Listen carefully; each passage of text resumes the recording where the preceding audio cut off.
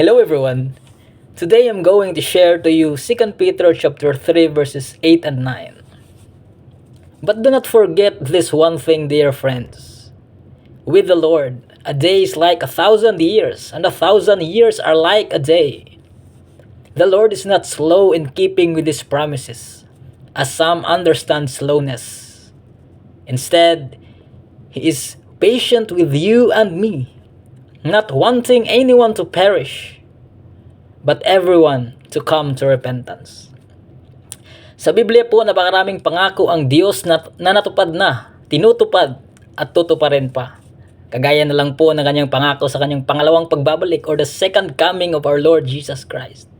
But the ultimate promise of God that surpasses anything that He can give you while you are still here on earth ay ang kanyang pangako na maibalik ang orihinal niya na plano para sa akin at para sa iyo.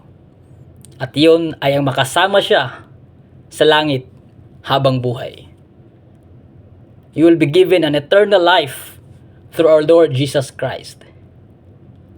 Kaya sa ating maiksing panahon lamang po dito sa mundo, pagsikapin lang po natin ang magtiwala at sumunod kay Jesucristo na siyang pinadala ng Diyos upang tayo ay matanggap niya doon sa kanyang kaharian.